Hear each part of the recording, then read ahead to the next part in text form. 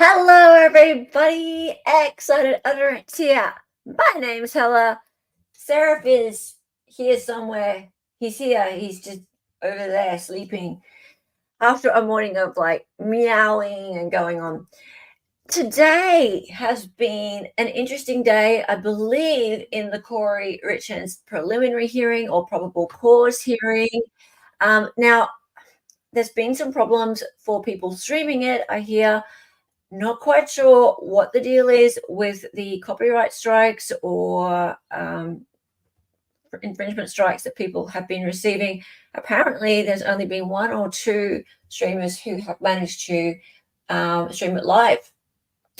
And I don't know what the deal is now with the feed, whether or not you can now play it back. But I know that live, a lot of people tried to stream it and then they got yeeted. So I have watched back. Lawyer, did his usual recap, and I had a bit of a look at that. And it seems to me that basically what we expected, yes, the judge ruled in favor of the state. The trial will go ahead on all counts, I think, including the attempted murder, which surprised me. So the sandwich that was made by Kouri Richins, the egg sandwich, maybe I think it was about a year earlier, on the February the year earlier, which caused her husband Eric to apparently get sick. That was ruled to be enough evidence to charge her with the attempted murder of her husband, not just because of the fact that there was the sandwich made and he got sick, but because there were text messages and things around that time stating that she hoped that he would be dead and that he would go away and things like that. So all of the evidence surrounding it. So as you will find out when it comes to trial, if you haven't been following this already, what you'll find out is that there's a lot of circumstantial evidence around this. Whether there is much like more what you call like physical evidence or concrete evidence is yet to be seen. I don't think you're going to find much, because what you would usually find, like DNA and things like that, or toxicology, is going to be tricky because it's fentanyl. And with fentanyl, it's something that you take, you ingest, and it will have been in his system as something he's ingested. So therefore, it'll be in his body. It will be in the autopsy. But can you prove that she actually gave it to him and it was against his will? That's very difficult. But all the circumstantial evidence around it is going to be what's going to cook her, if that's the case. But does the defense have another story? And that's why I am on this little rampage at the moment, because we haven't heard the other story, if there is one. And people seem very, very busy just believing the story that's been concocted by the state. And I know things look very bad for her. I get that. But the trial hasn't started yet. Okay, hi everyone. Hello, Murphy Turfy. How are you? And Snivels is here, and half Irish. Yes, let's get our Seraphs out, everybody. Seraph is back. Ronnie, hello. Flash fan, hi. All overlords are progressing Yes. Hey, Josie. And KM Hines, was that Ketchup Master or something? Is it? I don't know. But regardless, hi, Mr. Hines, Dr. Hines, Hinesy, as I call you. Good to see you. We were just having a little chat on the Twitters a moment ago. Your anniversary is coming up. I can't wait to join you for that. And I was having listened to one of your DJ sets in the car the other day. You're a really good DJ. Very cool. Oh, Darlie's going to be here in a minute. Sweet. Mavka, you are my partner in justice. Justice for everybody. You believe everyone's innocent. I love ya. I love ya. Need an egg sandwich emoji. Yes. An egg sandwich emoji with, like, little stink lines coming out of it. Oh, dear. What's the beef? No, it's not beef. It's egg sandwich. Looks like everyone's streams are back up. Oh, okay, cool. So now people can play it. They just couldn't play it live, maybe. Maybe that's what the deal was. And yes, it's okay. Ketchup Man. Okay, Ketchup Man. Right. 12 years work. 12 years on YouTube. Really? We will conquer. Indeed, we will. Okay. So what we're going to do today, because I live in the future and therefore I knew what was going to happen. I knew that there would be no streaming. See? Kind of. 12 years DJing, right? Yeah, I knew all this stuff was going to happen. Actually, no, I didn't really know, but I knew that the hearing was going to be kind of boring. I got a sense of it. The hearing seemed to be pretty boring, and I was never going to stream it for you. I stream for an hour or two each day. I don't stream like 8 hours a day. And if I do stream for 8 hours, it's because there's something really super juicy happening.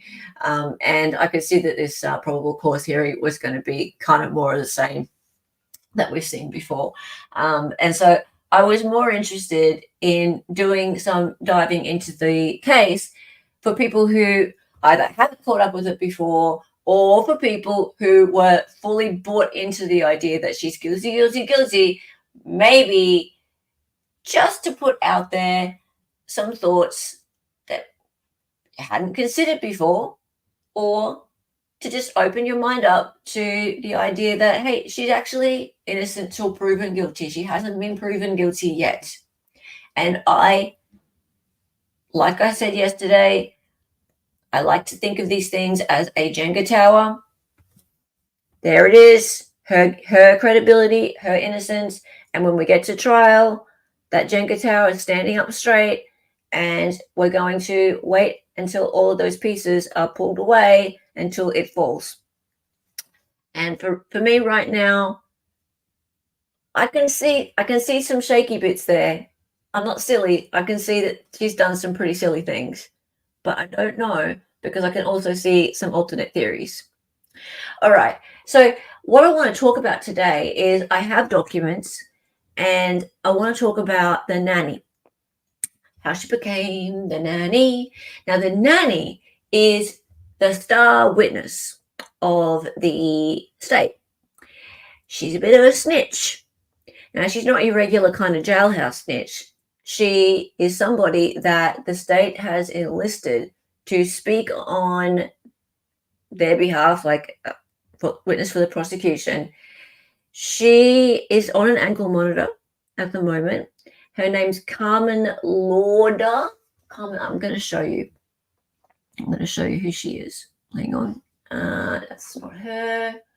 We will share this one. All right. So there she is there. This woman. So she was the nanny in the house. Now, obviously, Kouri and her husband were living a bit of a charmed life. They had a big house, 3 kids, and they could afford to have this nanny. Carmen Lauder, 51, worked for the Richins family and is said to have sold Kouri Richins fentanyl she allegedly used to poison her husband. There is her ankle monitor there, right? Zanny the nanny. Yeah, no, Flashbang, it was a preliminary hearing, so probable cause hearing. And that's, again, why I wasn't that keen to stream it. I was just like, well, it's a lot of the same testimony that has been brought out at previous hearings. And it was pretty much just for the judge to decide whether or not, well, it is for the judge to decide whether or not there's enough evidence to go to trial. And he did. I saw Lawyer just a moment ago reporting on the fact that, yes, he did. He said, okay, cool, we're going to trial. And he even did approve the attempted murder charge, which surprised me, but he did. Okay, so only 3 likes. Are my eyes lying to me? Yes, come on, people, press the like button. EDB said there's a court order for an hour delay on the stream. Oh, is that right? Oh, you stream belong to us. Yes. Okay, so this woman here, let's have a bit of a look at her. And then we're going to have a look at a letter she wrote to the judge also a few months ago. She got kind of upset. And let's just say, I understand why she's upset. But then on the other hand, I'm really sus on this woman. I'm super duper sus on this woman because she was living in the house, right? And she's clearly a drug dealer, right? And she's gone and made a deal with the state to testify against Kouri Richins. She's got access to a ton of fentanyl.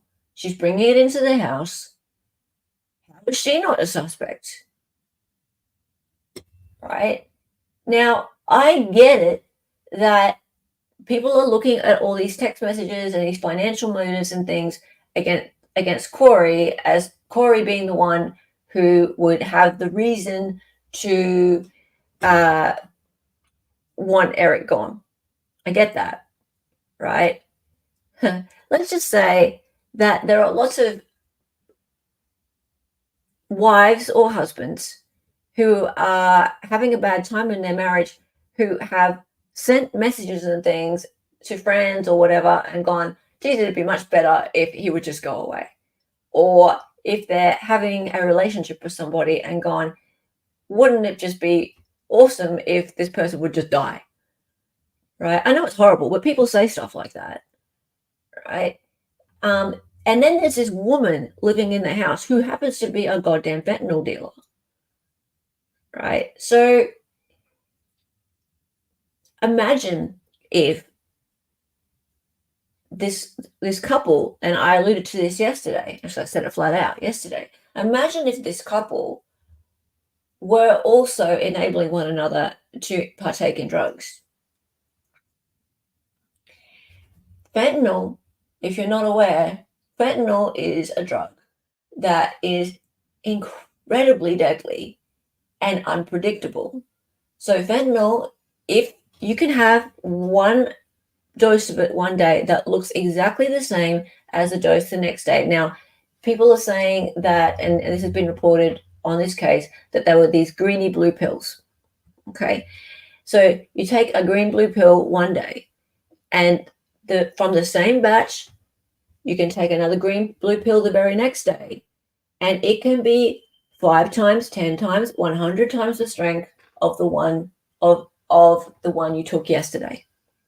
And I'm not making that up. You can ask any expert in drugs. You can go and look it up. In fact, I could Google it right now. Fentanyl does change. It's not like made in a lab, like not when I say a commercial lab, it's made on the streets. It's cut into these tablets, not always, but they're saying that the ones in the house were tablets, and or sometimes it's just powder, but you can't tell how much strength it has, right? So it being 5, 10, 100 times the strength of the one that was taken the day before means nothing. It means nothing. That's how people die. People die from this stuff because they think they were taking the same amount that they're used to. Okay, so this woman here. Hello, hello, hello. And Greedy Bloke's here too. How's it going? How's it going? Hello. I'll fix this for you today. Okay. I'll fix it. Oh dear. Hello, Dolly. Hey, how are you? I'm not bad. How are you? Good. Good. Okay, so Murph, I needed to ask you. You sent me something yesterday, and I missed it. I didn't quite get the significance of it. You sent me something about no pills being found. I might see if I can find it. Mari 2001. Justice for Kouri, you really need to pick your cases. Now everyone will think BK and Karen Reid must be killers now. Hey, Mari. Mari, see, you don't understand. You don't understand, right? Everybody's innocent till proven guilty. This woman's not proven guilty yet. She's not proven guilty yet. Okay? So I'm picking my cases very well, thank you. And yeah. You think that she's just guilty, right? Just like that. No, there's no physical evidence to prove she's guilty. What if Eric was taking fentanyl? What if Eric was taking fentanyl? You don't know he wasn't. You don't know he wasn't. Now everyone will think BK and Karen Reid must be killers. Now, no, they won't. No, they won't. Right? And by the way, everyone except for a very small part of society, and it's quite niche, believes BK is a killer. Right? So up until about 8 months ago or so, the amount of people who thought that Brian Kohberger was not guilty was tiny amount of YouTube streamers and TikTokers. If I were to go into most streams and say justice for Brian Kohberger, I would get the same kind of reaction I'm getting right now from people like yourself. No offense to you, Murray. I'm happy to have you here. But yeah, it takes people speaking out like this and getting people to actually think about the possibility that someone might actually be innocent when they are innocent in the eyes of the law. Kouri is innocent in the eyes of the law, right? The trial has not begun, okay? So it takes people having the guts to stand up and go, hang on, think this through. Have an open mind, because she has not been proven guilty at all. We've heard one side of this, and that is the state side of this, right? She has the right to be silent, and she has stayed silent apart from a couple of words, right? She said, she's made a statement in May this year. She said, please let me prove it to you. What I did not do is murder my husband. Those are the words she's chosen to say. The other things that have come out have been absolute violations of her Sixth Amendment right. She did not write anything that we were supposed to see. Right? So those words that came out on that walk the dog letter, we should not have seen that. Right? Nothing in there should be in the public whatsoever. And for us to be taking that and that against her, nope. And it's not coming in at trial. It's not coming in at trial. So, and there are things in there that actually, if you actually look at it, there are things in there that could explain the theory that I just had a moment ago. And that is that if there are text messages between this Ronnie person and Eric about him getting high and looking for drugs a year earlier, well, that's interesting, because if he was doing drugs, then an accidental overdose of fentanyl is absolutely possible. But I don't know. She might be guilty. Yeah. I'm open to either outcome. So, Kouri wrote letter and instructs her kids to fake evidence. We shouldn't even know about that. We should not even know about that, and we are absolutely taking that as being truth. We actually read that out yesterday, Mari. We read the walk the dog letter yesterday. There are some things in there that look terrible. I agree with you. But there are also some things in there that could be exculpatory, right? But we don't know, and that ain't coming into trial, and the trial hasn't started yet, because we should not have seen that letter. None of us should have seen that letter. It was attorney-client privilege. So very interesting how that happened. How about I listened to a few hours of EDB stream. I got a lot of questions now, but defense needs to let go of the egg sandwich. Let go of the egg sandwich. This egg sandwich thing, I find it all very strange, the egg sandwich thing. Was it the egg juror? No. Her eggs? No. The whole world, like all these trials are coming together now. The egg sandwich thing, I'm just like, okay, so she made a sandwich and he broke out in hives, right? And it happened to be around the time when she was having an affair, and she was saying in text messages that she wished that he was gone and things like that. So that's attempted murder. Ella says that all the time about me and streaming with Yeah, me. I wish you were dead. I know. I say the same thing back. So yeah, unfortunately, on the other side of the world, I know. so I can't make you an egg sandwich. It was more than just hive. I know he fell asleep. He fell asleep, and he appeared to be like unresponsive. Tell us more, Murph. He was having a good nap. Okay. Tell us more, Murph. Keep going. So he got very sleepy, but we don't know though. Was he like, yeah, vomiting? Yeah, I heard that bit. Because it was a severe reaction, is what the judge said. Okay. Well, he had some bad eggs. Yeah, because he had the eggs. The eggs were 3 hours old or something after, like, they've been sitting out for 3 hours. That's it. But I don't get how this is attempted murder.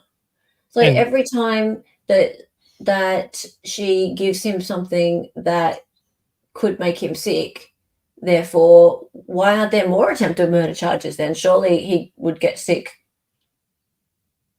I've gotten sick from things I've eaten that, like, could have been made by someone I live with. Is that attempted murder? It's because of text messages. Is that what it's about, really, though? That's just standard salmonella. Yeah. Would an innocent person write that letter? Regardless, we should know about it or not. Well, here's my take on that, Murray. Here's my take on that. When people are in jail and they've been there quite a long time, they will do all sorts of things to try and figure out a way out. Would an innocent person write that letter? Maybe. The reason I think maybe is because I think that she's in this situation. She's now like, okay, they are making up all these stories about me. How am I and Sky and Ramsey and the rest of the defense team going to figure out how to counter all this stuff they're saying? Right? So it was stupid. It was a stupid letter to write. It was a stupid set of facts to write down. But I've seen defendants write and say stupid things in jail that have eventually been thrown out because of the fact that they were in a situation where they were like basically crazy, right? So in the situation where they just felt like under pressure, right? Now, I'm not saying that she was in like, I don't think she was in solitary, but I'm not saying that she was like in like a Richard Allen kind of situation, but I do think she was like grasping at straws. Like, why? How do I get out of here? What can they possibly say to all this stuff they're saying about me?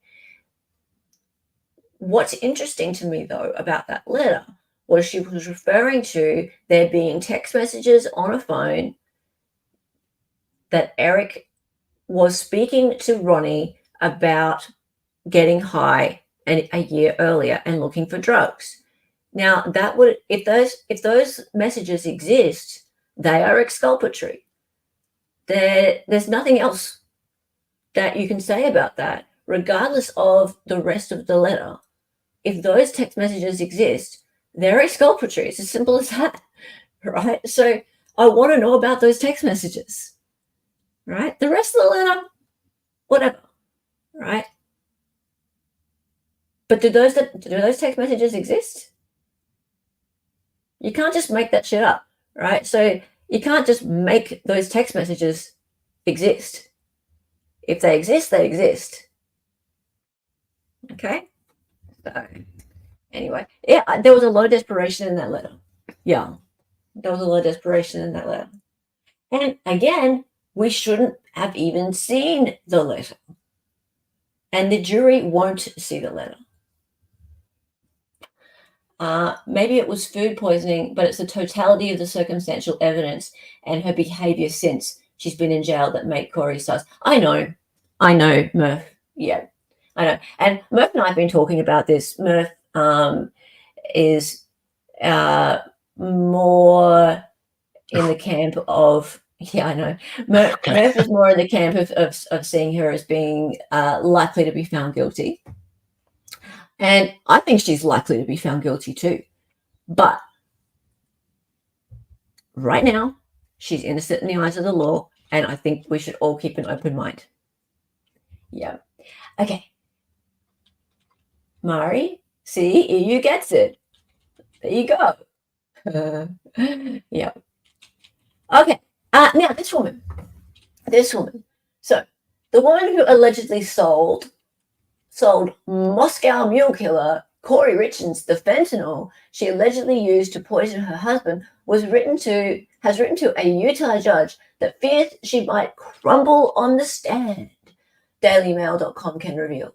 Carmen Lorber, who worked as a housekeeper for the murder suspect and her family, is the prosecution's star witness, as she's the only known witness linking Richins to the opioids that killed Eric Richins. Right, she's the only known witness linking Richins to the opioids that killed Eric Richins. Very interesting. But on September 26, Lorber, 51, wrote a letter to a Utah judge handling her separate drug case. Right, so she was charged separately for drugs. In the letter, she claimed she's having an emotional and physical breakdown and desperately craving drugs. Oh, well. She also claimed that the court had imposed cruel restrictions on her, preventing her from seeing her own family, including her 2 criminal daughters. Okay. While the restrictions may have been intended to keep her in line for the pending murder trial, Lorber argued they're actually having the opposite effect. Oh, poor her. Right. So let's just think about this for a second. She's got her own drug charges, and she is on an ankle monitor. Poor lady, you know what? She would be in jail. Not on an ankle monitor. She would be in jail if it weren't for the fact that she has agreed to testify against Kouri Richins. Right? So that is called snitching. Snitch. She's snitching. Yeah. On Kouri Richins in order to be out there having a grand old time, right? But it's all too difficult for her. And let's just see, Richins 34 was arrested in May. Now there's her letter, and I have a better copy of it. News of the letter comes the day after Richins' lawyer asked the judge to dismiss the case due to prosecutorial misconduct over the release of a letter that was allegedly found in her prison cell. That's the walk the dog letter. That letter supposedly was to be sent to family members to tell them how to give evidence. Okay, yep. In her letter to the judge, Lorber gave a warning that she's tempted to break her sobriety and might not even make it to trial if the court doesn't ease up on her. You know what would happen? Jail for you, miss. I have been court ordered into isolation and it's starting to really hurt me. Okay, you know what? What would be better? What would be better is if we actually read the letter. Let's see. Oh, there she is, having a great old time. Oh, we have a letter to read? Oh, yeah. We do. Let's just zoom it up a bit. It's not great quality, but it'll be fine. Can you read that? Yeah. Okay. Let's see. Judge, maybe. Really? Okay. Yeah, that was the judge then, yeah. Okay, Judge, maybe. I am writing you this letter because I need to make a statement. Hold on. That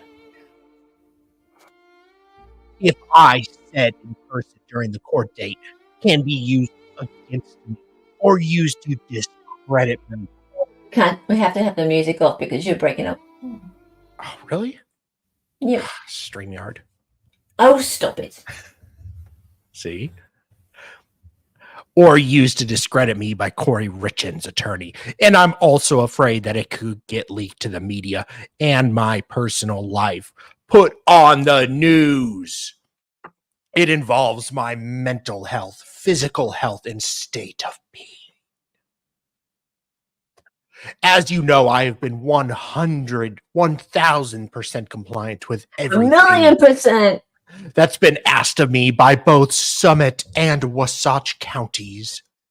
I check in every time I've been asked. I've cooperated as much as I can with investigators and have had to cut people very close to me out of my life. You have asked that I do not have contact with either of my daughters. This means I can't see my grandchildren. And you know I want to spend time with my grandchildren. Okay, yeah, I think this is good. This voice is good. Which one? Yeah, I think the Becky Hill voice is okay. Good. Yeah. I have missed football season with my grandsons, birthday parties, and even a baby shower for my daughter. I've lost so many meaningful weekends with those who are the most important to me, making that sweet tea.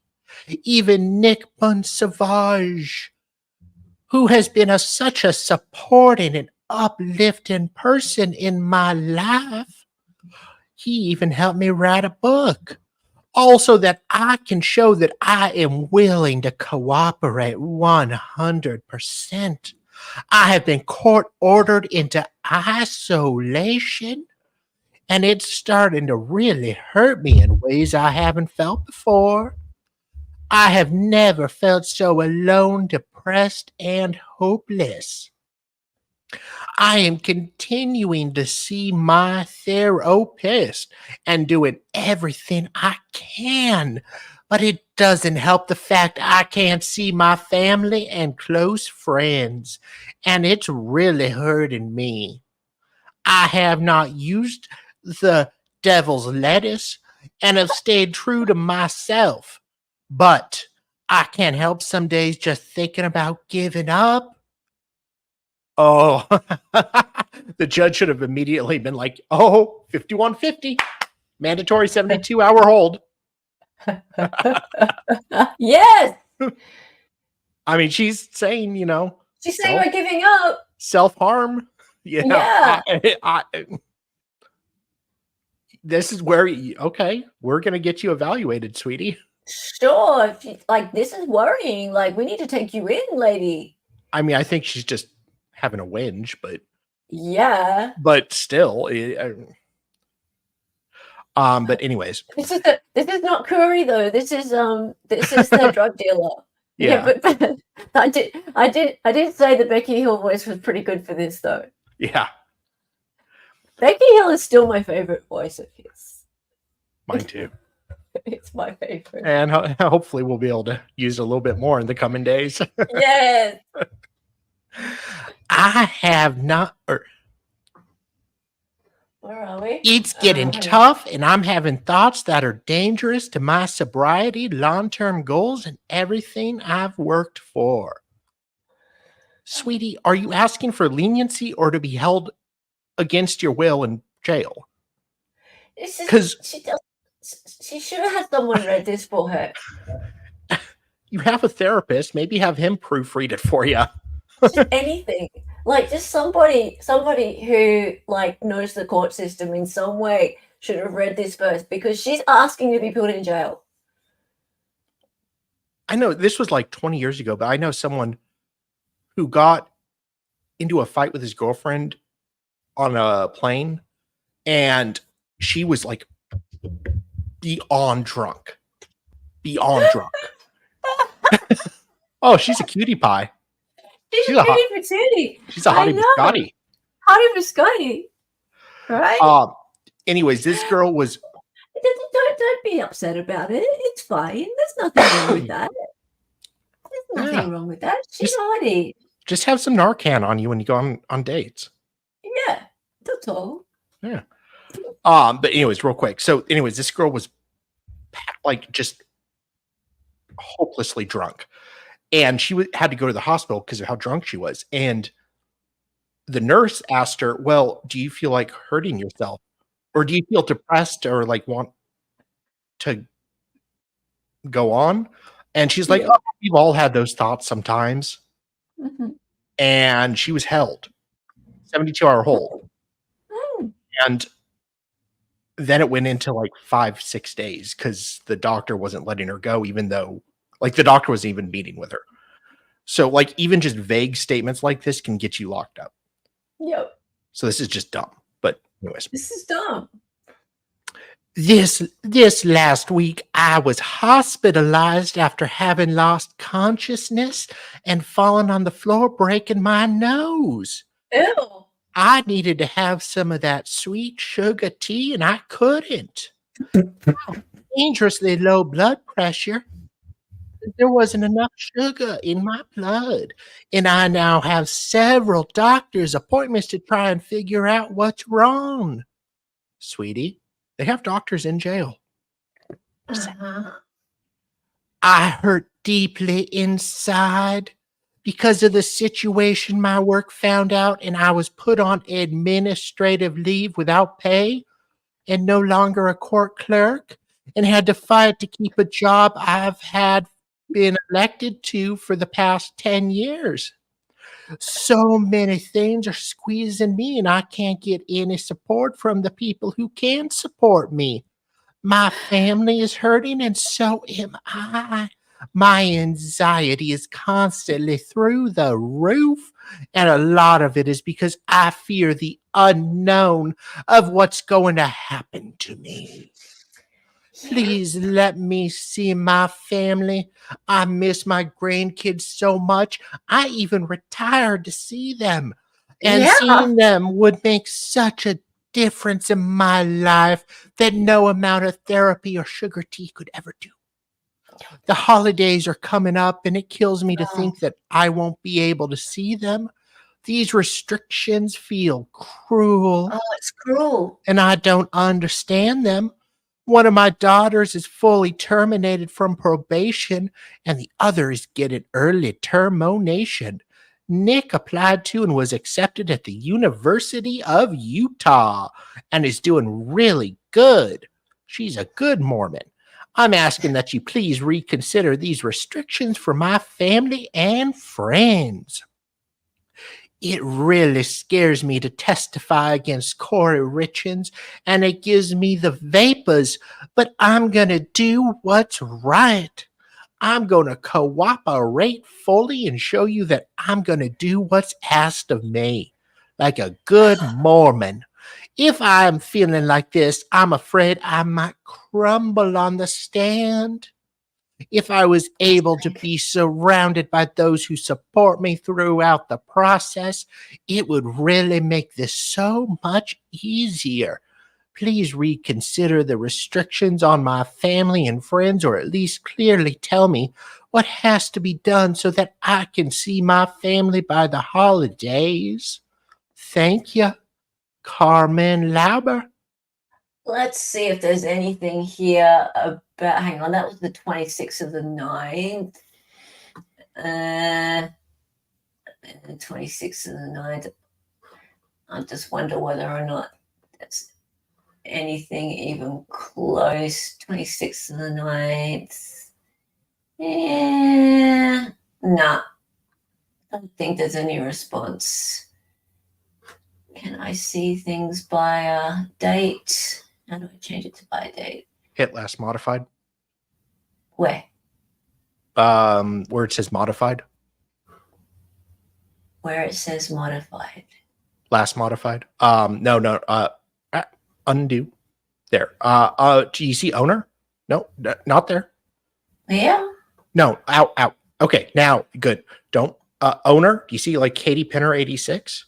And then to the right, middle right of the Oh, screen. yeah. Last modified. Yeah. Okay. Or undo it. Okay. Yeah, okay. That's fine. All right. So that was on the 26th of September, 23.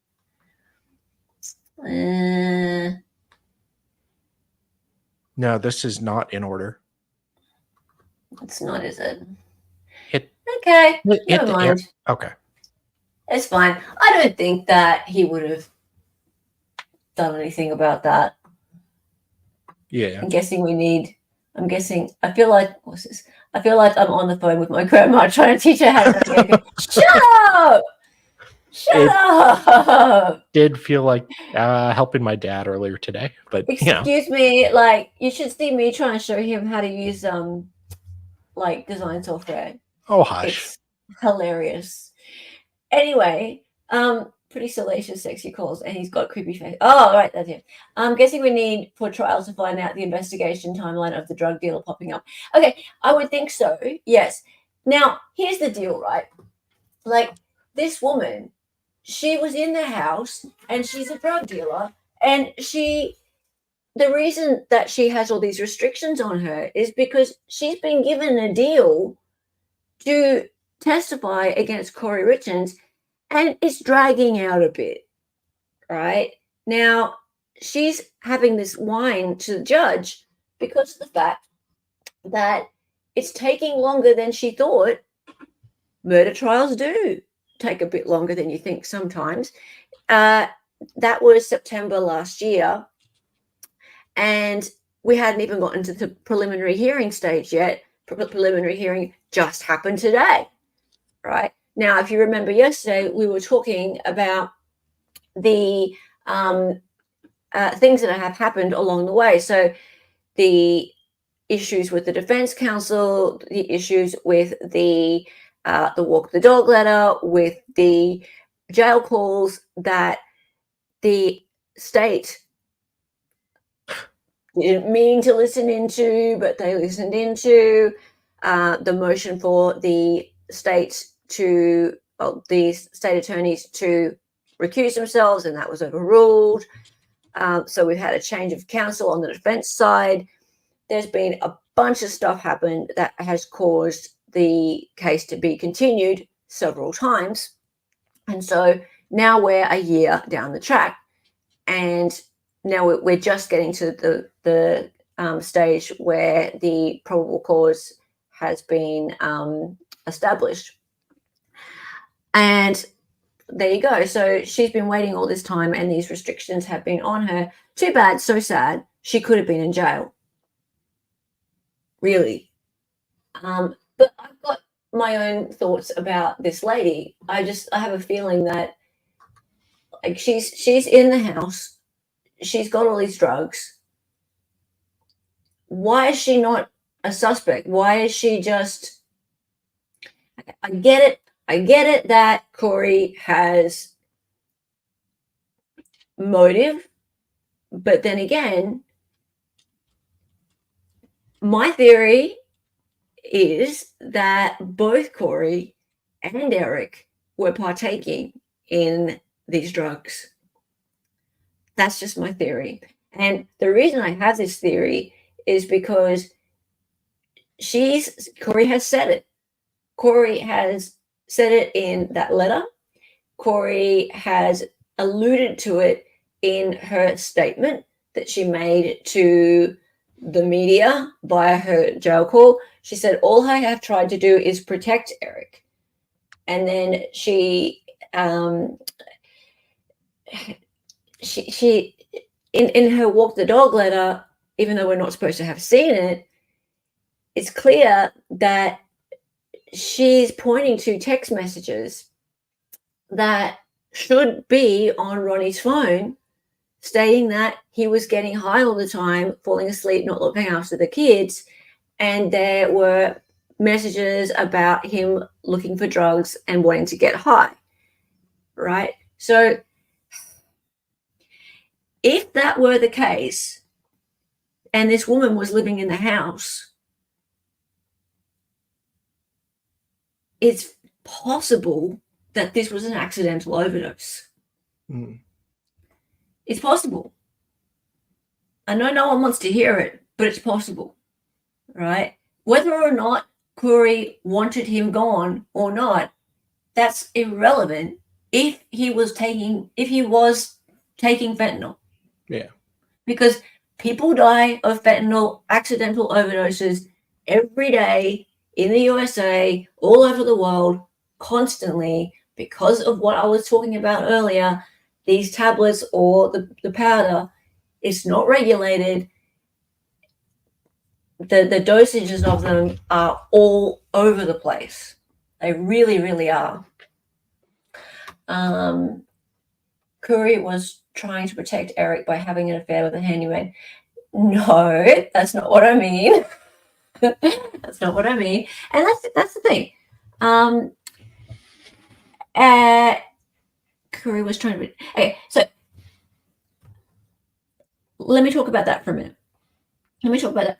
So that speaks to motive, right? So Kouri was trying to protect Eric by having an affair with the handyman. I know you keep being sarcastic a bit there. No, right? Okay, so let's think about this for a second, all right?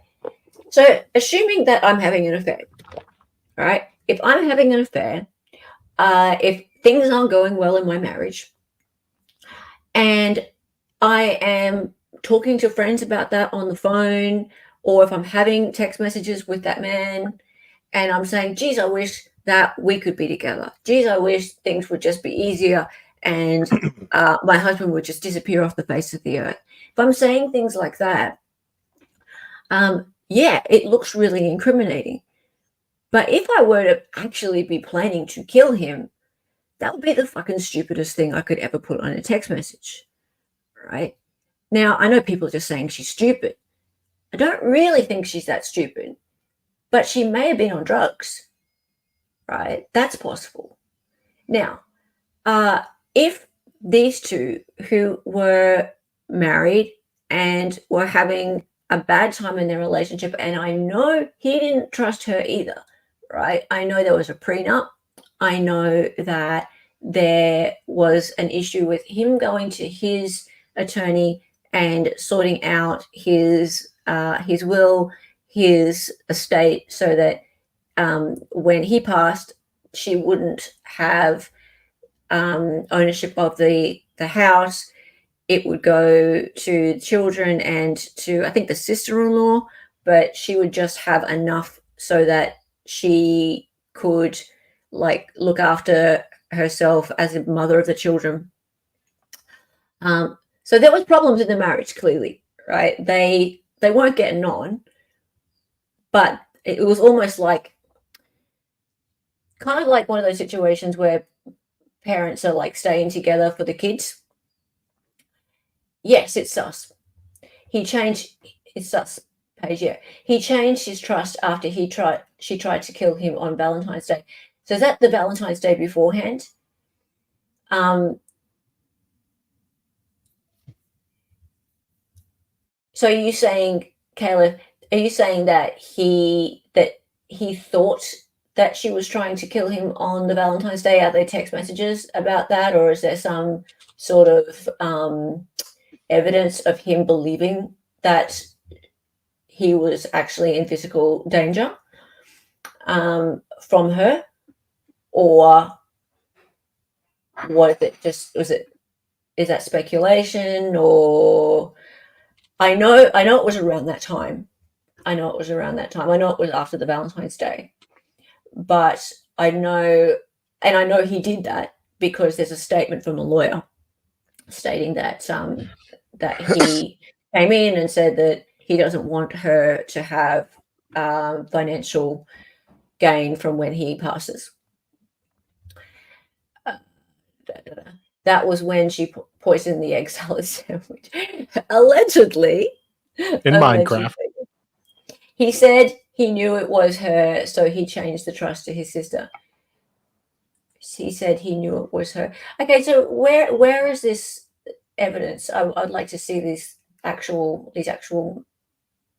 like where did he write that or say it? Who said that he said it? Because that's unless there are messages or something, that's hearsay from the grave. I'm interested to see how that would come in. Yeah. Well, no.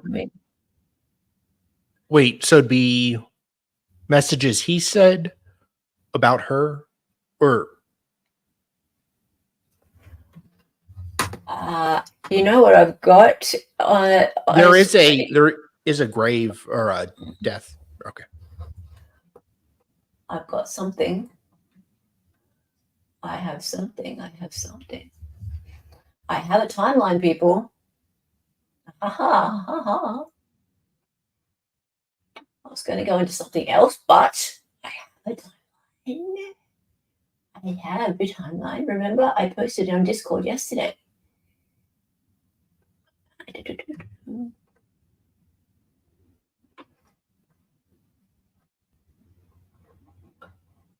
Hang on just a minute.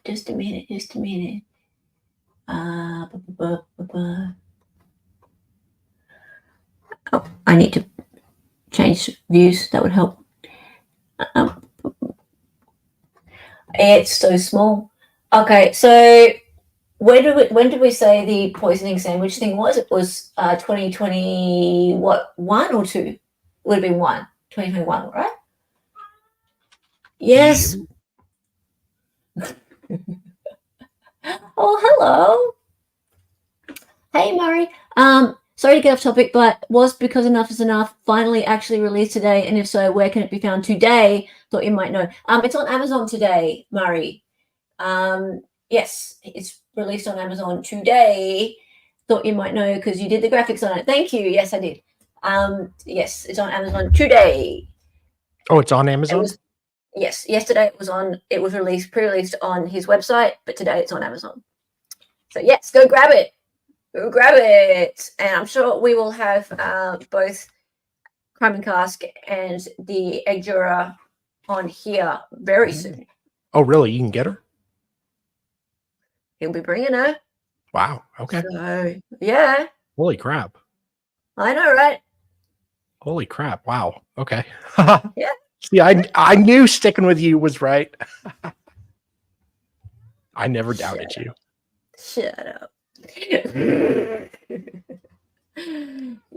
Cool. Yeah. Stick around for that. Obviously, I don't know the date yet, but it will happen. It shall happen. Okay, so 2023. Hang on, let's go. 2023, 2022. March, April, February. Forensic examination of the phone. Kara requested more fentanyl. Hang on, let's go back even further.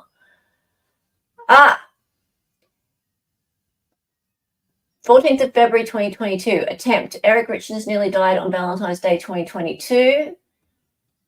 Forensics is 14th of February 2022. Forensic examination of the phone pursuant to a second warrant recovered. A series of text messages exchanged between defendant and Eric Richins on February 14th, 2022. Hang on. There is something missing in this Excel file, damn it. Okay. It says here also that on the 11th of February 2022, CL purchased fentanyl, delivered the pills to KR 11th or 12th. KR asked on the 5th of February, KR asked CL for fentanyl. So there's fentanyl going backwards and forwards earlier that month as well. Okay. So there's forensic examination of the phone pursuant to a second warrant and a series of text messages exchanged between the defendant and Eric Richins on February 14, 2022. I want to see those text messages. Have you guys seen those entered into evidence? The 14th of February 2022 ones? Is this chick who murdered her husband with that? Allegedly, J-Rock. Allegedly. I think it was the nanny. But I don't think it was murder. I think it might have been an accident. Hang on, just a minute. Just a minute.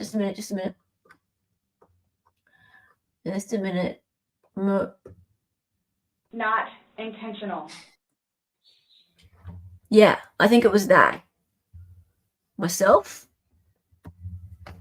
But hey. Oh, hello. See? Sarah's got things to say about this. Oh, what's this? And still off topic, would you do ASAP a show on what Myra Crosby and Mandy Pierce said on their Fox Nation exclusive interview today? Can you have those wonderful ladies on your stream soon? I have no idea who you're Those are the about. jurors, I believe. Ah, okay. I'll look into that. Okay, they discussed the text today. Eric texted her and said he felt like he needed to go to the hospital and she told him to take a nap. Okay, yes, I saw that little part being played back on Loyano's stream.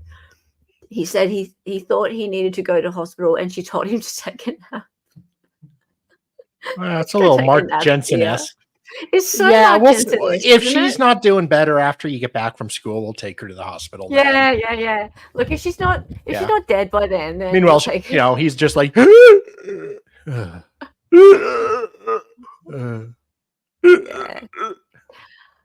Look, the judge found enough probable cause to go ahead with the attempted murder charge. So there's something there. But look, I don't know. It's the attempted murder charge is not going to be the big one. The big one's going to be the actual murder charge. So I mean, attempted murder is bad, but really, when it comes down to it, I feel like that's kind of been tacked on. Let's go. Okay, here's what I wanted to talk about next.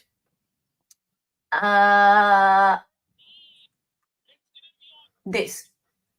Just a sec.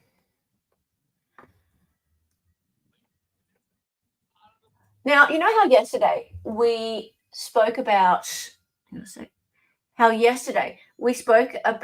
the walk the dog letter. Well, just after the walk the dog letter was taken from the defendant's jail cell, there was a phone call between the defendant and her mother. Now, her mother is a little bit of a contentious character in all of this as well. Reason being, there was supposedly some sort of incident with the mother and boyfriend or partner in some fashion back in, was it 2016, something like that, involving some sort of poisoning. Yes. Yeah. So people don't like the mother very much. They think this is all like in the family. Mum was investigated for poisoning the husband. Yeah, it's okay, husband, right? So not partner or anything, husband. Investigated. Exactly. Not convicted. Not charged. No, just investigate. Stay with me here, guys. Stay with me here. Okay. So anyway, we have the transcript of the jail call in relation to the walk the dog letter. Now, OJ wasn't convicted either, darling. Well, Well, of stealing his own property, he was. Yeah. Look, neither was Kathy Anthony. And Well, lots she's of people innocent. lots of people think she's guilty. Lots of people think she's guilty. Lots. Fight me. Right? Yeah, well. Casey's Bay. I get a lot of heat on all these things, but you know what? Sometimes it turns around. There are a lot of people right now who are with me on the whole Sarah Boone is being screwed around, right? And they weren't. Like when I started with the whole Sarah Boone, her rights are being trampled by the court, people were so hating on me, and I've got a lot of people coming around on that one. A lot. In fact, if you watch some of Lawyer You Know's streams lately, he's saying so many of the same things that I've been saying for weeks, and his chat's starting to turn around. So, and it's just like basic shit. Like, come on, it's 2024. Why hasn't she got a laptop that's working? Like, really? So yeah, I mean, this is very, very rudimentary stuff, innocent till proven guilty. And it bothers me that in like a country that values its constitution so highly, a country that says where people are so adamant that their rights should be upheld, and then they're just so quick to forget about it and go, no, guilty, without hearing the whole thing, without allowing the trial to take place. And I'm not referring to you guys in chat. You guys are here with me. Most people would just not even listen to a streamer called Justice for Kouri if you felt that way. So you guys are different, but you know who I mean. Like, there are so many people out there who just don't even believe in the presumption of innocence at all. So yeah, it's something I just really believe in. The Constitution doesn't give you a right to a laptop. Right, Paige? Right? Yeah. Hella's still sweeping for Boone. Sweep it up, Jenny. J-Rock, go and bloody join the Miami State Attorney's Office. Dear me. Well, Orange County, whatever it is. Seriously. Anyway, okay. Now, Kouri has more public defenders than I've ever seen a person get.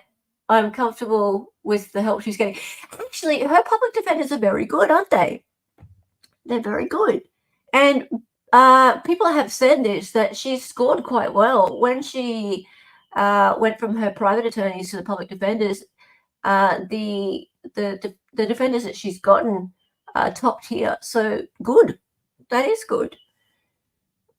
Hella, I think you're missing the American factor on why we view the rights the way we do. People we don't like, we want to take their rights away. It does seem like that. I find it very strange, because the whole point is that it's supposed to be for everybody, right?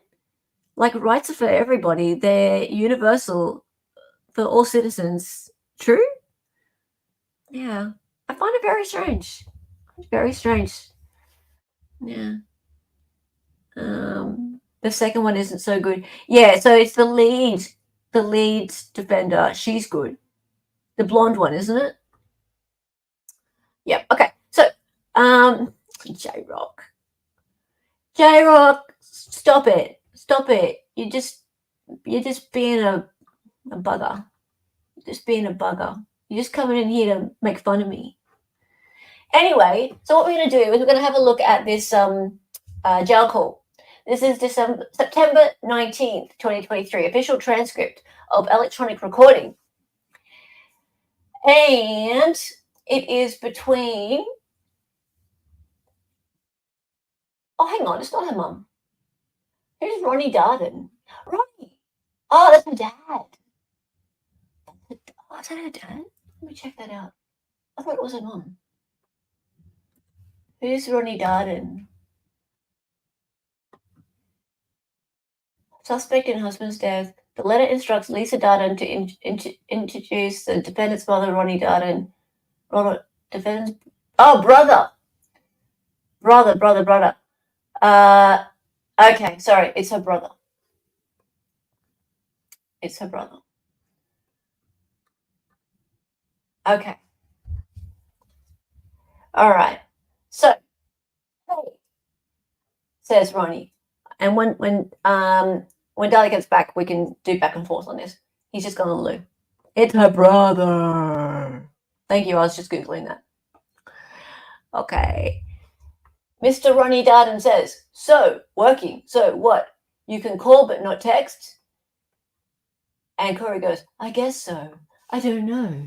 There has to be some kind of mix-up because the guy that did my disciplinary action yesterday, he never said that I couldn't text, message. He said I had to video call. So, but then... Oh, yeah, maybe. The deputies here are saying, no, he needs... Okay, so this is what the sentence says. Limit phone calls. It says, limit phone calls to voice only, and only handwritten letters out. 90 days. For what? Exactly. What does that mean? Doesn't it, only. You literally did not do anything. What the hell are they disciplining you for? And then I'm on 30 days of lockdown. 23 hours a day. No commissary. For what? They had to give you a reason. For the paperwork. That's what they're saying. For my paperwork that they illegally found. Which I wasn't hiding. But Oh, can you be Ronnie? Ronnie? Yeah, that's Ronnie. Is that the Sweet Southern Belle? No. Ronnie is the brother. Oh, you mister. Need to be for your pick, that one. For your paper. What does that have to do with the jail? What does that have to do with your behavior in jail? Well, I guess the jail gets to do disciplinary action too, is what they're saying. The jail does disciplinary. Biblical. Again, for what? Hey, Dina. Hey, Dina. And the court, and they're trying to say my paperwork was contraband. Contraband. Yes. Yeah. You stuck it in there. What the hell does that mean? Well, it doesn't make... They just tried to stack as many things on there as they could. Yeah. There's 3. More rains. More rains on the Baldo. Okay, this is her brother. Oh. Well, don't make it weird. You know what I'm saying? It's her brother. God damn it. This could have been amazing. Okay, let's not. Well, Oh. let's just pretend it takes place in the South. Brothers and sisters. Well, okay, well, it is Utah, but, That's true. Oh. Okay. Wait. Where was I? Okay. Well, it doesn't make... They just tried to stack as many things on there as they could. There's 3 different... They call them findings. And they're all, Contraband means any item that it is. That's relating. Is illegal to be possessed or sold. But yes, like, what the fuck are you talking about? I know. It doesn't make any freaking. That's you. Hold on a second. Oh, I don't know what she said. Anyway, I have no idea how one freaking relates to the other. It doesn't. Those fucking piece of shit Park City police told the jail what to do. But Yeah. that's what fucking happened. That's what it comes down to. Well, and they just keep saying it's a letter. It was never a letter. Like it was part of a freaking book. Like it was never a letter. It was never in an envelope or. She's using the Mark Jensen defense. Yeah. It was part of the book you're writing. Yeah. So I was writing this book so basically it's like everything that happened up until like the detention hearing, you know? This is, Oh, and she put attorney-client privilege on the front page too, I bet. she did. Okay. Yeah. She did. That didn't help Mark Jensen, sweetie. She did, right? She did. She put Sky Lazaro on it. Attorney client, Sky Lazaro. I know, Yep. Babu. I know, sweetie. Yeah. Yeah. Hang on, this is mine. Yeah, so I was writing this book. Oh, no. Up until the detention hearing, you know, and Yeah. then at the detention hearing, I actually get out of jail. So it's like a fiction mystery kind of book, you know? So, anyways, at the detention hearing, I actually get out, and I'm on this mission to go to Mexico to like find these pills, and I like called Dad up, like, and I'm like, Dad, you gotta come with me to do this. Is she talking about Ethan Ralph? Like, it's this whole fiction mystery book, and so like obviously it's not real. Like when my dad has been dead for 2 years. Like, yeah, my kids have that in common too. So me and Dad go to Mexico. I mean, it's like this really long, like 60-something page book. And oh shit. Yeah. me and Dad go to Mexico and we go to the ranch that Eric stayed at. And then we find out there's human trafficking. And then I and Dad is trying to like find out like who sold it to him. And it was the guy in the kitchen. And then we're like, oh my gosh, we got it. We recorded it. Like, Ronnie, this is how ridiculous this thing is. I'm not kidding. So then Dad's like, oh, it's the guy from the kitchen. Like, he just sold me some.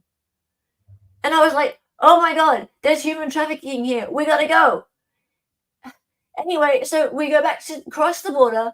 I get arrested because I was out on bail and not supposed to leave the state. I write you and Mom like this letter from Mexico prison, and I'm like, get me out. Like, you gotta come. Like all this stuff, you know, like you gotta tell them. And I can't believe this is happening. And then I get out of Mexico jail, and then the trial starts, and then I write about the trial, who's testifying. Like they literally took those papers out of the story. Oh my God. Are you serious? What the hell? Oh my God. Hey, Dina. Thank you for the super chat, mate. August 27 is just because day, since it's technically tomorrow in Hellland. August 28th is Race Your Mouse Day and Daffodil Day. You're so sweet. Okay. What the hell? Is that a holiday tomorrow? Maybe. Okay. Thank you, Dina. You're awesome. Love you so much. Hope you're doing good. And happy Just Because Day. Just because. Yeah. Thank Just you. because You're day awesome. for Make Believe Land. Yeah, indeed. Goodness me. This is crazy. All right, so So Aw. basically, what I'm getting from this is she's having had nothing better to say. You didn't have to say anything, love. We love you, Dina. Okay, what I'm getting from this is she's setting this jail call up to try and explain what the walk the dog letter was about. Right? Yeah. And she's like ranting and freaking out about what why they're taking it seriously. Yeah. Oh, guys, Michael Funds is here. Oh, hello. Hi, Michael Funds. Mike Funds. Yeah. Mike Funds. Good to see you, Mike Funds. Not to be confused with Mike Hunt. No. Mike Hunt's his cousin. Yeah. But yeah, please, I need just $500 M stock. Okay. I'll give you a 7 out of 10 for creativity, 0 out of 10 for execution. Yeah. All right. Okay. So, Dina, this is the one that the woman, she supposedly gives her husband a Moscow Mule. See the fading Moscow Mule there? Yeah, the cocktail. And it's got fentanyl in it, allegedly. Right? And she also wrote a book about grieving for children because the children were grieving for the husband or the father after he passed from supposedly being poisoned by the Moscow Mule, which had fentanyl in it. And I think she's innocent. Well, she is innocent in the eyes of the law right now. And I'm just trying to put some alternate theories out there because why not? Because all we've heard is stuff from the state so far. So why not? Anyway, her probable cause hearing was today and she's got a trial. Now, next bit. So here, Ronnie said, oh my God, are you serious? Kouri Richins said, yes, that's what I'm trying to say. It's a 65-page novel. They read the whole thing. And on the front of the novel, this is the worst part. On the front of the book, it literally says, these are true events that have happened in my life, but the statements, the events, or this is surrounding, says something like, these are surrounding the events of my life, but the statements, the events, and the way that it plays out have been falsified for a fictional novel. It's caused to hell and back. None of this can be used against me. This is only a book. So they read the whole. Are you fucking serious? I didn't see any of this in the transcript or in the walk the dog letter. Okay, whatever. Miss Kouri Richins says, yes, but this is why it's crazy. So they read the whole book, but only took out the 3 pages that they sent to me, knowing that's what it said on the front of it, knowing that I'm talking about going to Mexico with my dad that's passed away. Like, what?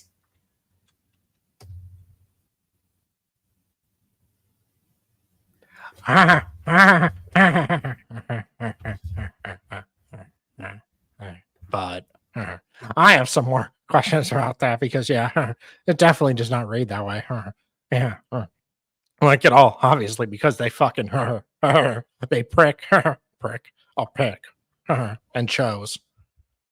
They pick and chose. And it even talks about, like, I said something about, I want Sky to get me white strips or something. Like, and then the thing is, so, like, I get locked down because I got, like, white strips in.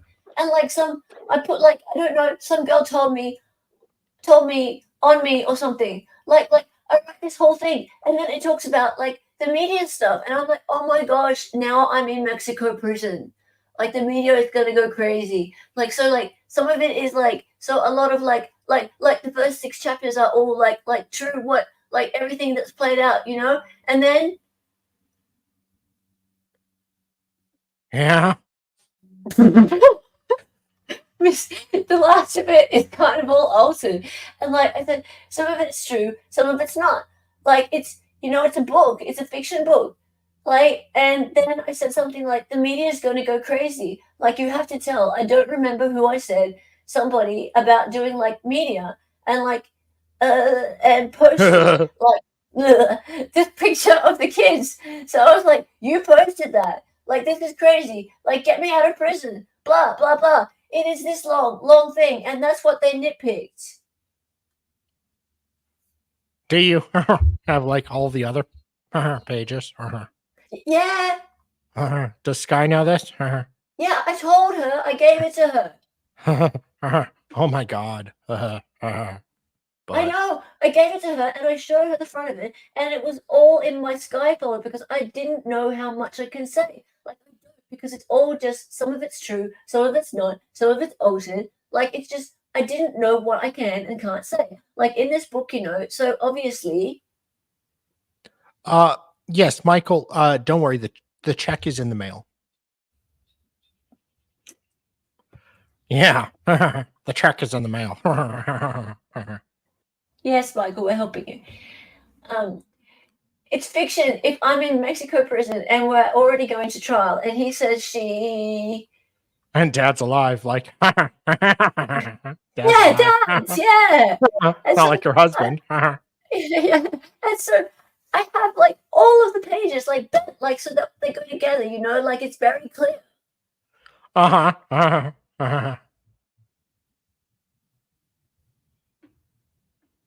That, like, these pages go like, this is together, grody.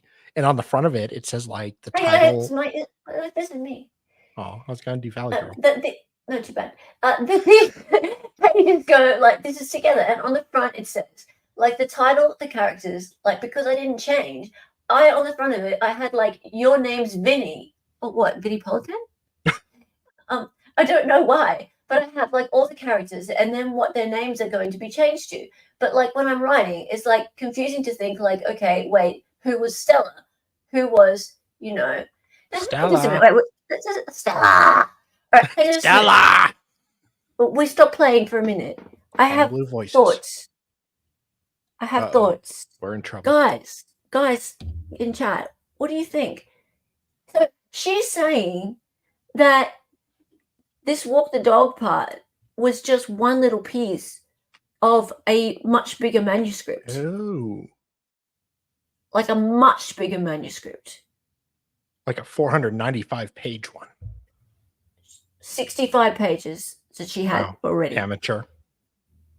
Well, she's not been in jail that long. Fair. Okay, so she's saying that it was much bigger, that there was a bunch of different characters in it that had different names, that on the front of it, she had a list of the characters written out with their names, right? That her dad was alive in it, and her dad's clearly dead, right?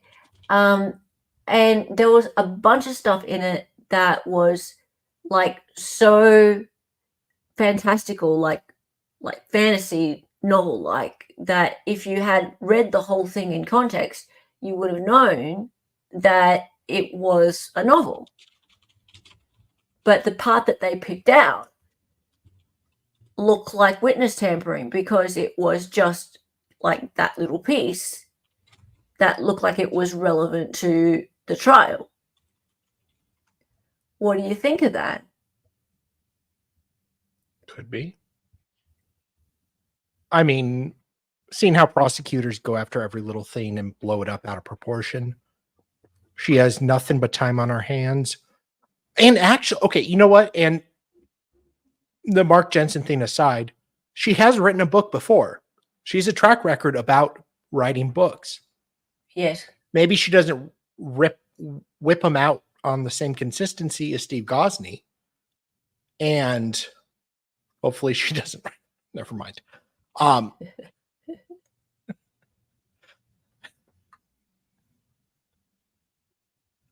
not going to say that, but she does write books. That led me where I was going with that. So, I mean, she does have a track record of writing books, and she has nothing but time.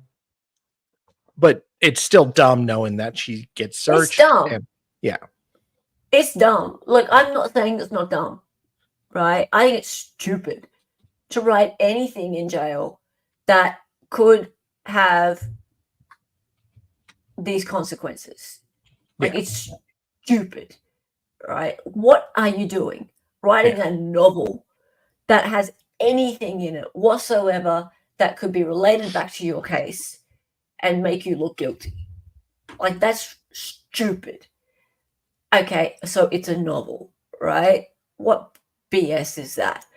Like, but then again, if the state has taken a piece of something and not shown it in its complete, they shouldn't have shown it at all, right? But taking a piece of it rather than the whole thing and showing just the piece that makes it look like she's trying to witness tamper, then that's shit. That's shit, right? Like, if it really is part of a giant manuscript that's full of like fantasy, what's that? What are they doing?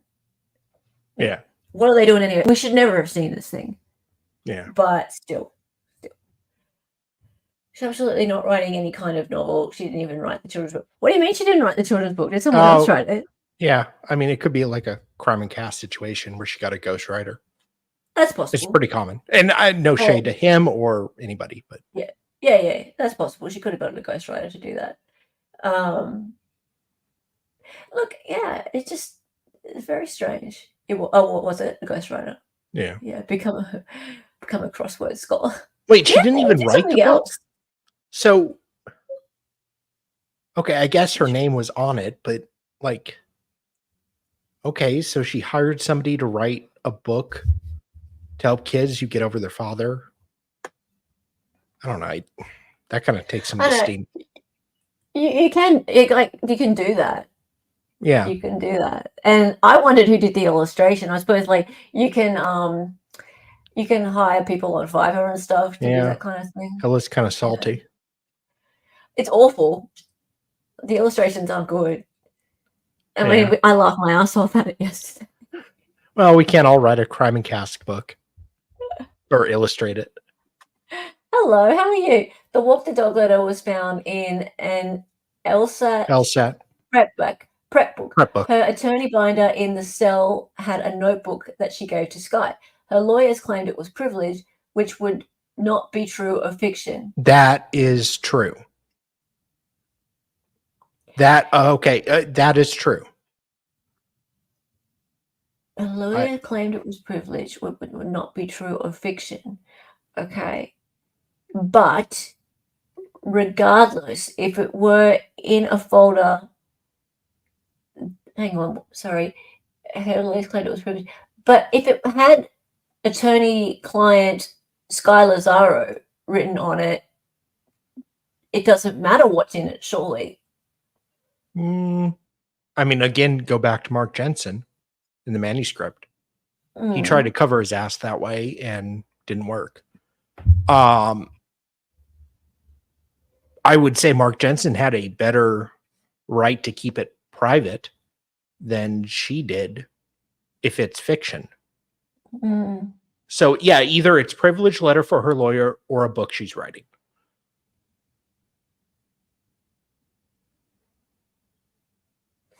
Oh, okay. Anyway, thanks. I recognize you from my comments. Hi, good to see you, Best Weary West. Nice to have you here for the live. That's cool. It was found in an LSAT prep book. Interesting. So, okay. I wonder if this is how your point here about it being fiction is how it's managed to get itself into the court documents. Yeah.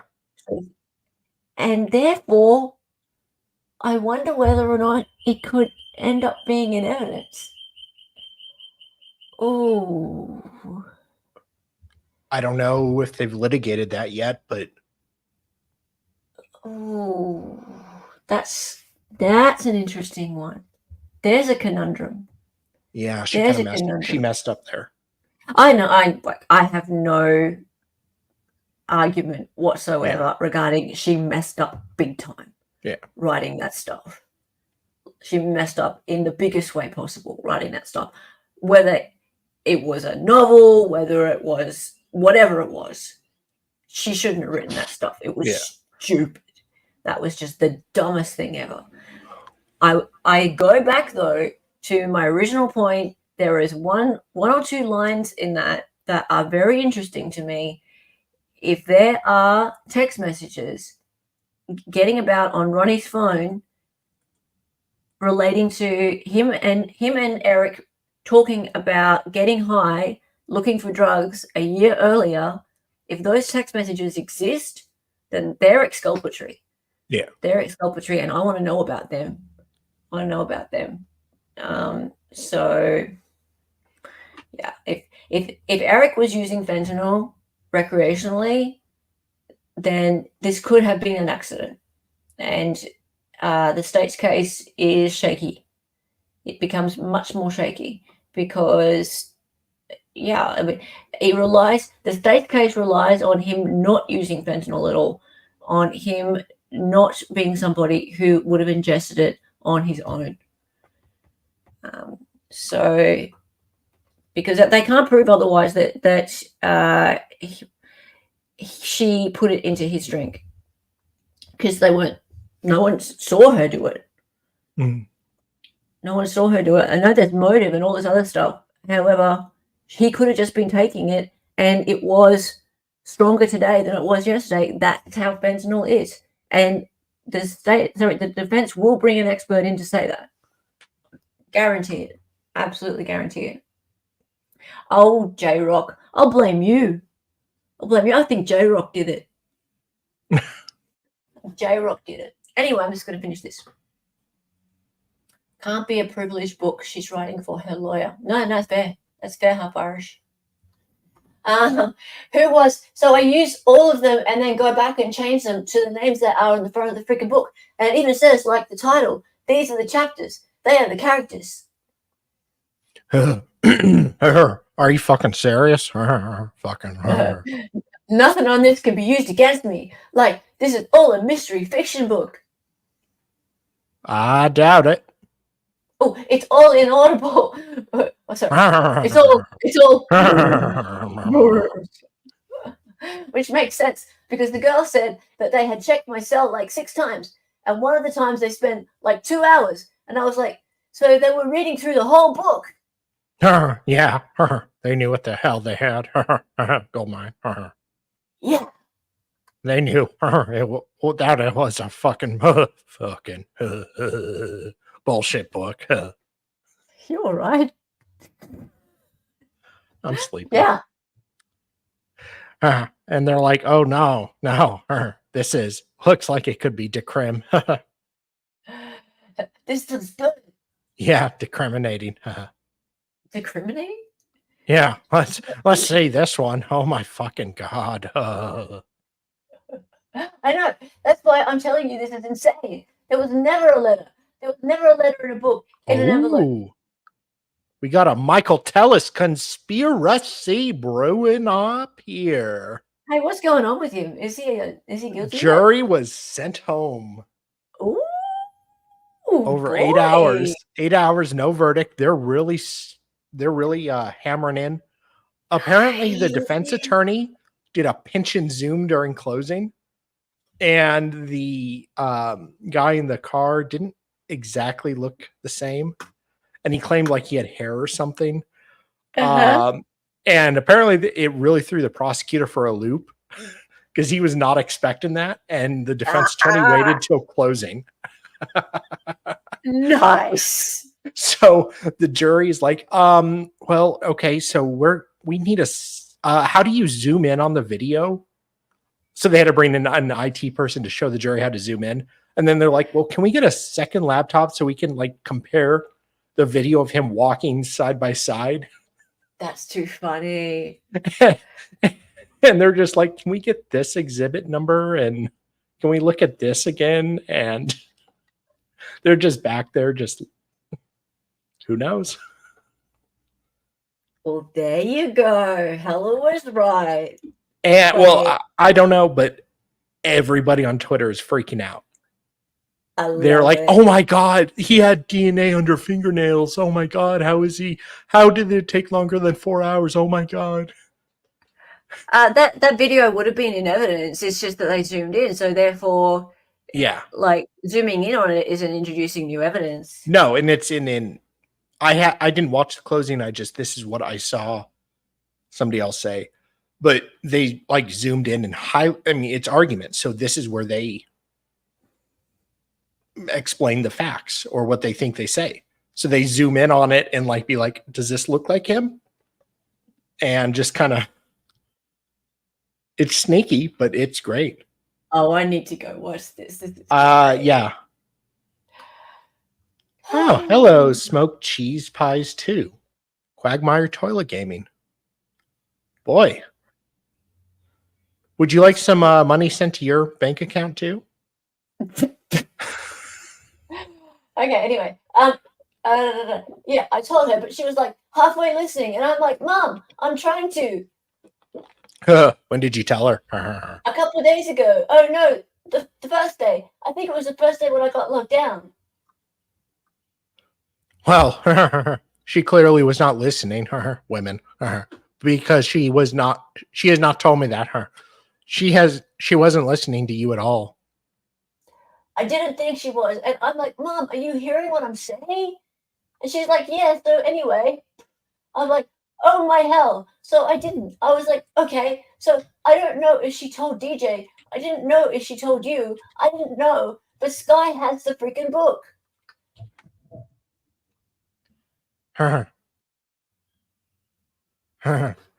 No, You're no. This is the first I'm hearing about it. Yeah, it was pretty interesting too. Like they go and we're like, Dad and I, like we're hunting and we like the Mexican guys were up on the cliff and we had to pretend like, you know, like how are we like Ronnie, it's such a detailed book. I'm not shitting you. Like what the fuck, man, is happening? And then we find out Marco, the guy in the kitchen, is the one that sells the pills. And we get some from him. And then they're all these like 15 and 16-year-old girls that are like getting human trafficked because they have this like 4th of July party and like.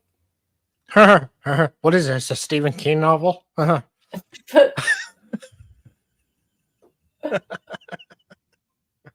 just saying.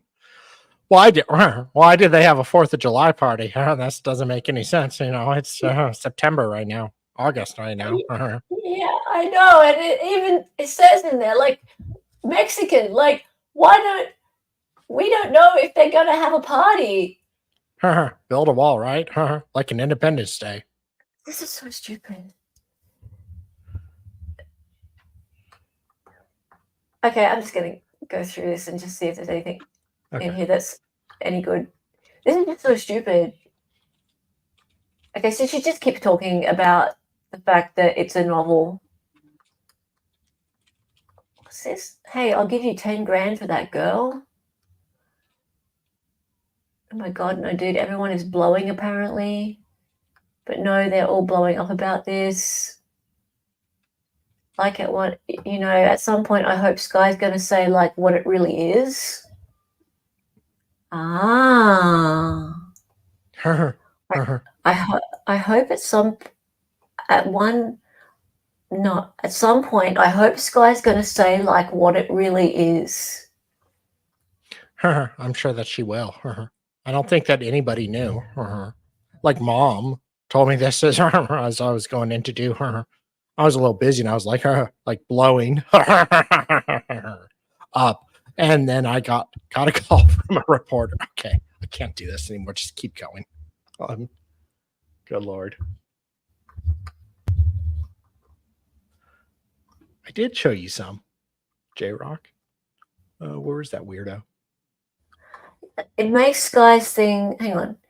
Yeah, no, it makes Sky's thing was actually really good. Like they did it illegally, first of all. Secondly, the gag order doesn't fucking like it already out in the public docket. It's already out in the public eye. Like they're trying to fuck her entire trial. More. Yeah. Even if this comes out, even when it comes out as being a book, like, well, still, like, this is all, they're trying to fuck her entire trial to taint a damn jury. Even if this comes out, Even when it comes out as being a book, like while still like this is all. They're trying to fuck her entire trial to taint a damn jury. We're gonna taint everybody. I'm sorry, guys. This is really inappropriate for streamers to use the word taint on stream. It's so inappropriate. We shouldn't even use it as moderators. No. So I apologize. Yeah. We should be more professional. That she actually thinks, they both actually think that the novel is gonna be published at some point. Damn straight. Right, and now it's gonna be released to the world before they can get any book sales. Mm-hmm. Mm-hmm. God, I'd be pissed. Hang on. Oh yeah. They didn't do it intentionally. Intentionally not to do it. No, they did. Oh God. This is so dumb. All right, anyway. Wait. So they weren't doing it. So it was Not intentional. Not intentional. No. Okay. Mum was just on my Mum texted this guy just saying, hey, this is what Kouri can't text for 90 days and do this, that, the other, whatever. I just want to let you know. And I guess Sky told her she can't talk to her on the phone anymore, you on the phone anymore. What? She just barely said that. Yeah. I was like, yeah, okay. This is dumb. All right. So basically her reasoning is that she was writing, she had a novel that was at the time 65 pages. We saw like 6 pages of it. That was the Walk the Dog letter, right? And it wasn't a letter, it was a novel, which was supposedly fiction, and the state took 6 pages out of it, which looked like witness tampering. That's what she's saying to her brother on this jail call. And it was going to end up being some sort of great novel that would be published. Kouri.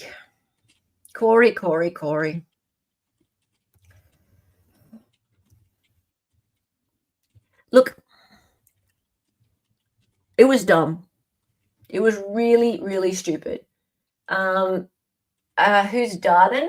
So Ronnie Darden is her brother. So Richins is Kouri's married name. Darden is her maiden name. So Darden, Ronnie Darden, and her mother's name is, hang on a minute, Lisa Darden. And so, yeah, so her family name is Darden. That's who Ronnie is. Ronnie, she was on the phone to Ronnie and talking to Ronnie about the fact that they had taken this letter or manuscript or whatever it was from her jail cell.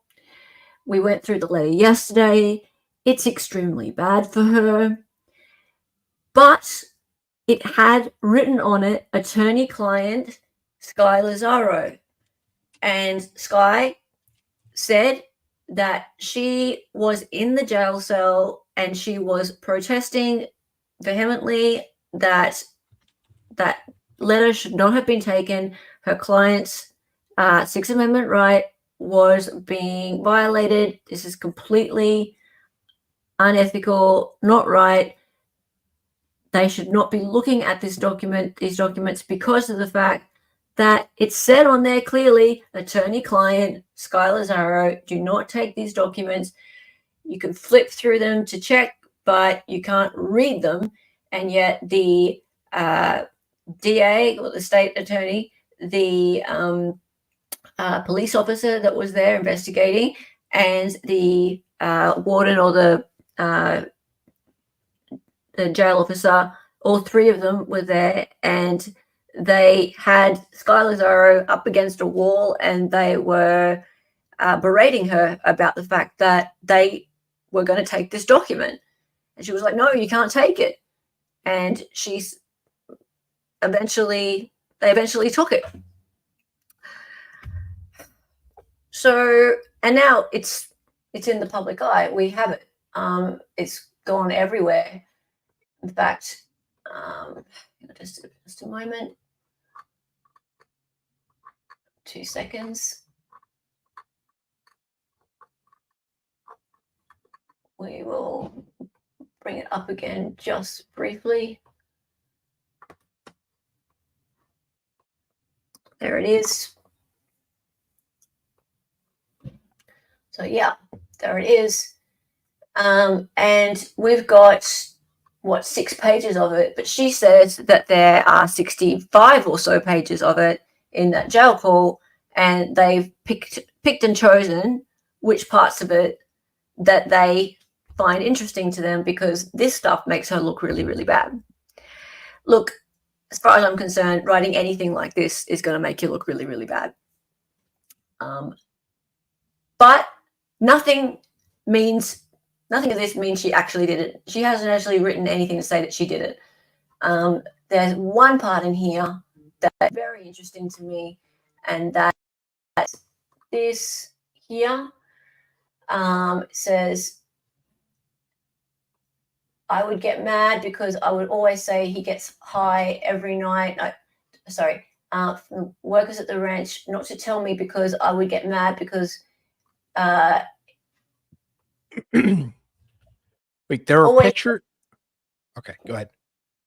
I would get mad because he always said he gets high every night and would help take care of the kids. There are pictures in my phone of Eric passed out on the floor or in the chair. Ronnie should have Ronnie should have texts from Eric talking about getting high as well. Is this Johnny Depp on the nod with a bowl of ice cream in his crotch? I don't know. Eric told Ronnie he keeps them in an allergy pill bottle and his work truck so I wouldn't find them. Ronnie never told me about the conversation. Eric finally told me and asked if Carmen could get him some. Carmen, that girl, that lady that we were looking at earlier. Yeah, Arnold Schwarzenegger's maid. Yeah. The one he had a kid with.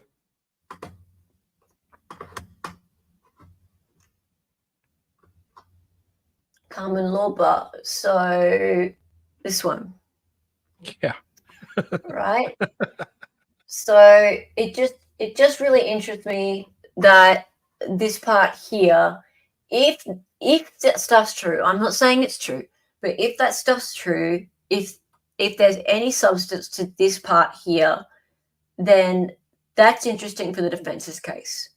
So just if there are those photos, if there are those text messages in existence, that's interesting for the defense's case because of the fact that if he was someone who was using fentanyl, and it has to be fentanyl, right? It wouldn't be gummies or it wouldn't be something else. It would have to be fentanyl because fentanyl was what was found in his system. And fentanyl is something that does change in its composition from day to day. And there will be an expert who could talk on this as well. This is why there are so many deaths, accidental overdoses from fentanyl, especially in the US. There's a lot of it happening in the US right now. One day to the next, a pill can look the same and it can have a lot of a different makeup. It can have a greater potency from one day to the next. That letter was outside Kouri's attorney-client privilege label folder. It was that folder that Sky was fighting over when at the jail, and in that folder in the notebook, Kouri says was draft book. Yeah, and that's pretty bad. Gotta keep your attorney-client privilege information organized, sweetie.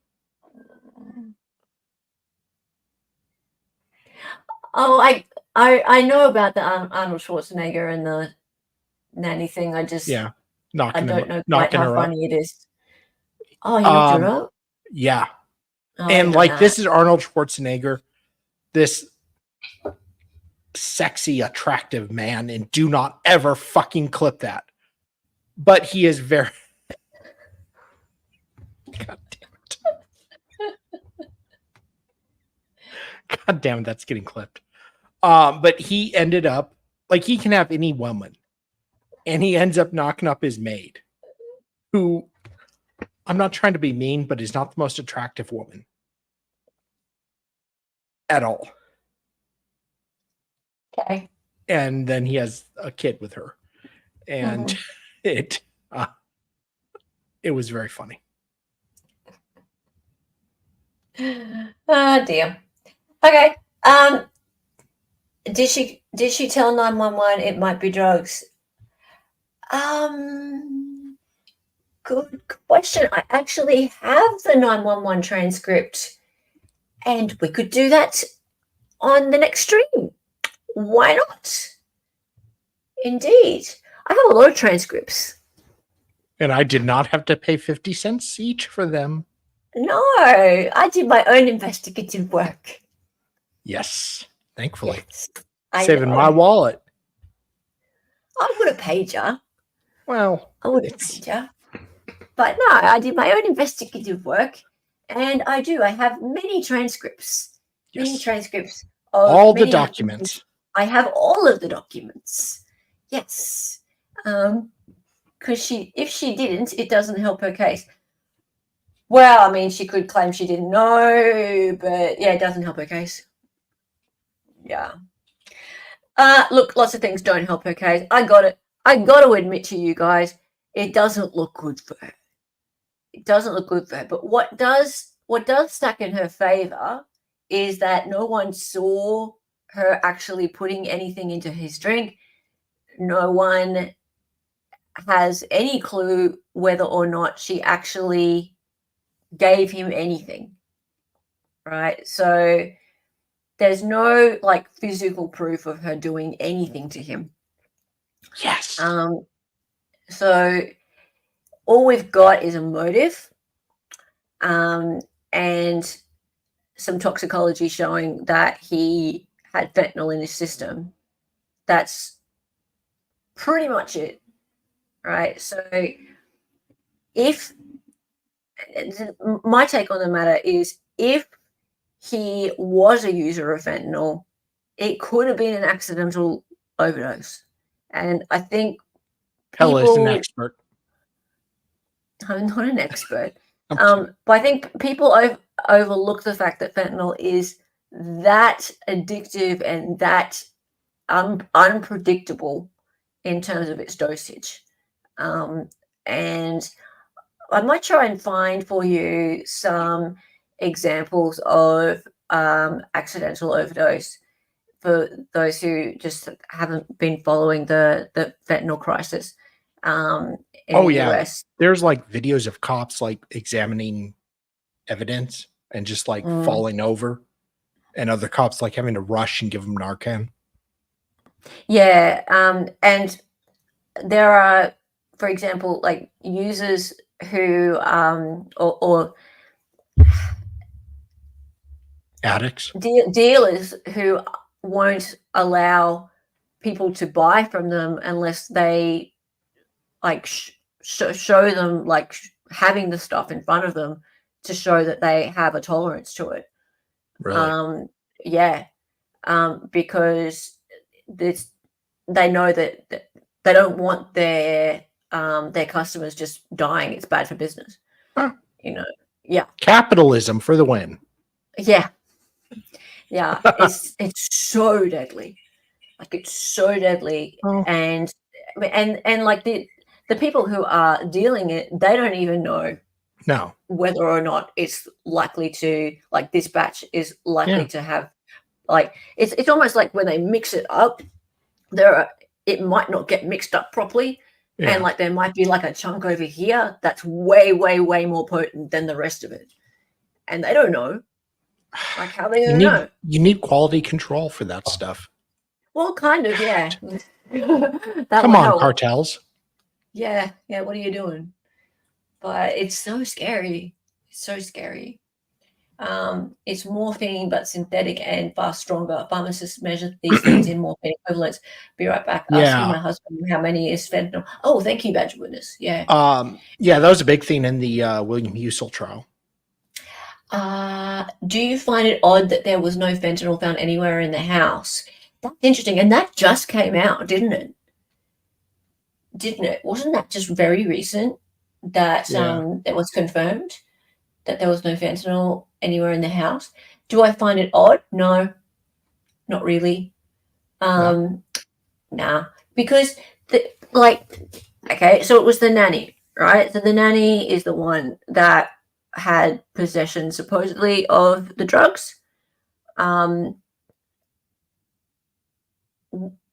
don't think that Kouri and her husband, and I'm going to say both of them because as far as I'm concerned, why not?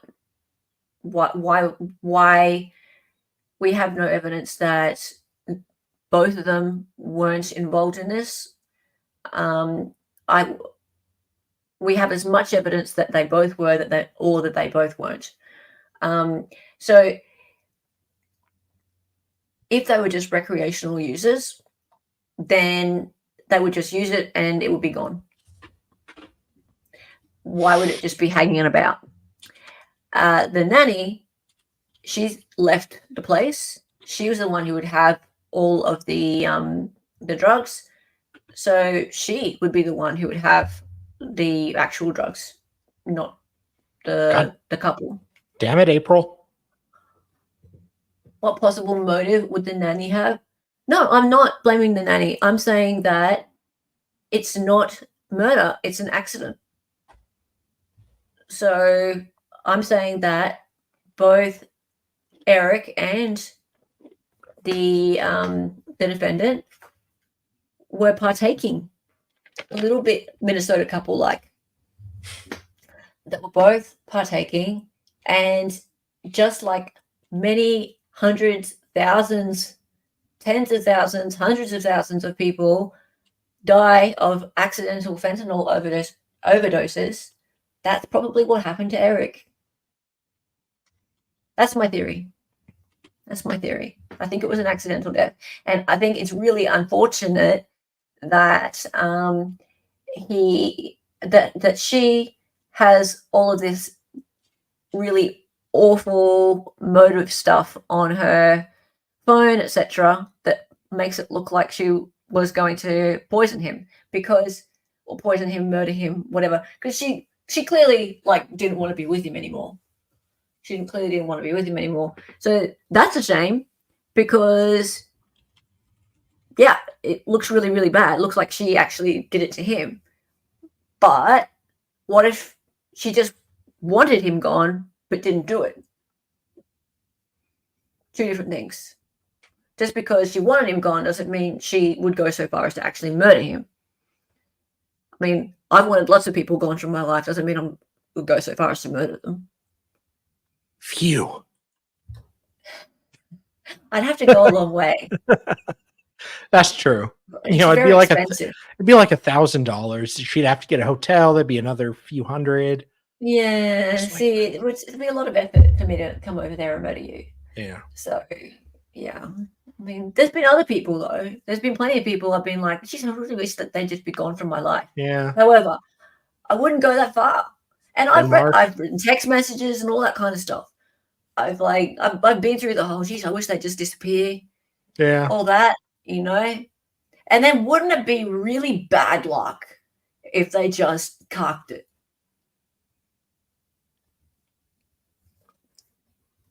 There'd be some guy who knows everything that would just, and just. She manifested him to be gone. There was a prenup. Well, there's so many prenups. There's so many prenups, right?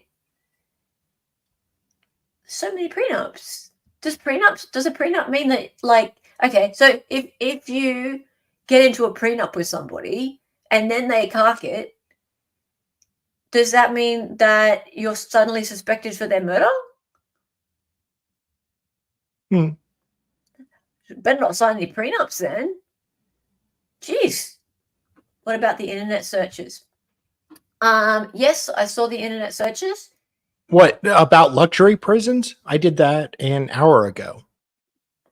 No, there were some other ones. Well, I did search for luxury prisons an hour ago. So, future prosecutor, I'm just saying, it was research for a stream. Okay, do not hold it against me, sweetie. Okay? If you're a prosecutor, I'll hit on you. I'm just being friendly. And don't look at my search history in a negative manner. Yeah. And you're right, Ronnie. We need to look at all of these things added up. And that's what's going to happen. That's what the jury will do. Right? So I'm not trying to just discount all of these things and say none of them can lead to her being guilty. They can. They can. Right? But I'm also saying that just because these things all exist, that doesn't make them all true. That doesn't make the end product true, right? It would be a terrible bit of bad luck if I, for example, hated somebody and I was like, oh, I really wish that they were gone from my life, and then they accidentally took an overdose. Yeah. Maybe that's possible. Right. So yeah, I just would like to keep my mind open to that. And if there's no evidence whatsoever that he was ever into drugs, and he may not have been, then I think the prosecution's case is much, much stronger. Much, much stronger. So if there is nothing that the defense can find to show that he was ever into these sorts of opiates, then I think that she's cooked. I think stick a fork in her then. Stick a fork in her then. Hello, Melissa Simok. The prenup motive is that she only got Eric's business interest, $2 million, if he died while they were married. Yeah, that's still pretty good. $2 million. Righteous bucks. Yeah, it's not bad. Prenup with a death clause. Yeah, okay. That's probably enough for now. So big things coming up. We are going to be doing a stream with Mr. Crime and Cask about his new book, and hopefully the egg juror. That'll be huge. Yes. Yeah. Big stuff happening on the Murdoch front. I reckon he's looking at a new, well, don't know for sure, but I reckon he's looking at a new trial, and I think it's down to the work of Mr. Crime and Cask. He has done some incredible investigative work. Good on him.